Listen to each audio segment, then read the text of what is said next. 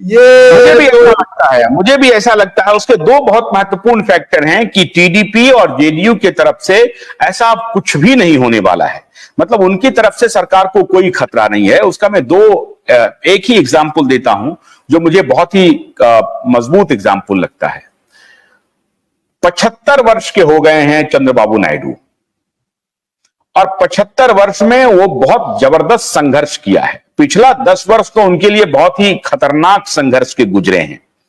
वो कई बार उनको रोना पड़ा है, प्रेस कॉन्फ्रेंस में रोना पड़ा है, सड़कों पर उनको संघर्ष करना पड़ा है, पुलिस ने किस प्रकार से सुबह 6 बजे उनको उठाया है, बहुत सारे संघर्ष में है। और इसीलिए वो परेशान थे कि एनडीए के साथ वो हो जाए, मतलब भारतीय जनता पार्टी के साथ उनका अलायंस हो जाए। वो हो गया।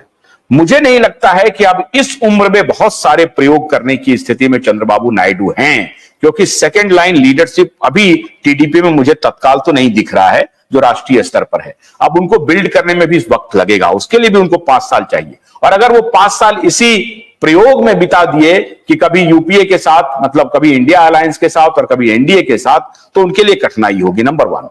नंबर 2, वही हालत नीतीश कुमार की है। नीतीश कुमार की शारीरिक स्थिति, वैसे भी वो 72-73 के हो गए हैं, लेकिन शारीरिक स्थिति तो चंद्रबाबू नायडू से ज्यादा खराब है। वो अस्वस्थ हैं, वो साफ दिख रहा है वो अस्वस्थ हैं।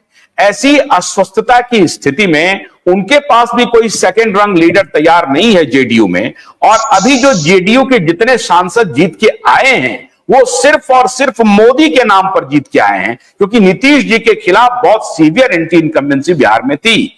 तो नीतीश जी भी ऐसी कोई गलती नहीं कर रहे हैं अनटिल अनलेस कि उनको लगने लगे कि इंडिया अलायंस ने बहुत महान काम कर दिया है। ऐसा कोई दिखता नहीं है दूर दूर तक।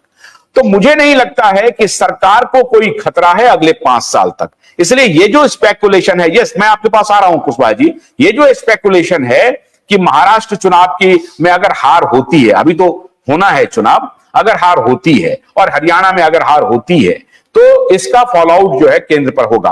हाँ कुशवाहा जी, आप कुछ कहना चाह रहे हैं? मैं ये नहीं मानता हूं। वैसे तो अभी महाराष्ट्र में बहुत सारे, अभी 80 घड़े पानी से लोगों को नहाना बाकी है, इसलिए टेस्ट करना बाकी होगा महाराष्ट्र में होता क्या है। अभी से ही लोग जो इकोसिस्टम है वो कहने पे लगे हुए हैं कि चूंकि लोकसभा में बहुत अच्छा प्रदर्शन हुआ है इसलिए विधानसभा में भी वो जीतेंगे। इसकी श्योरिटी नहीं है। कुशवाहा जी, मैं एक पॉइंट ये कहना चाहता था कि जो इस इलेक्शंस में हम लोगों को दिखाई दिया वो हमने चर्चा की।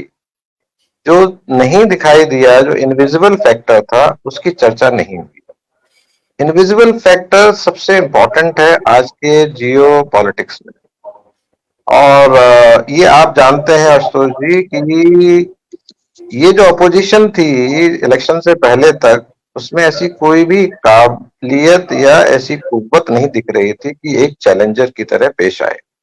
लेकिन सडनली टेबल्स टर्न होती हैं, सडनली रिजल्ट्स टर्न होते हैं। तो कहीं ना कहीं कुछ ऐसा भी है जो हम लोगों के समझ से परे है, या हम जिसे देख नहीं पा रहे हैं, या कई लोगों को पता नहीं।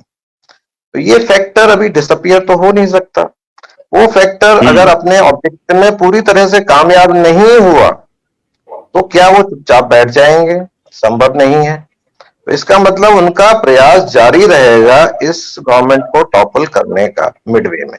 इसलिए मैं कह रहा था कि जो 2027 है, it may turn out to be again a battle for survival for BJP and a battle for the invisible force.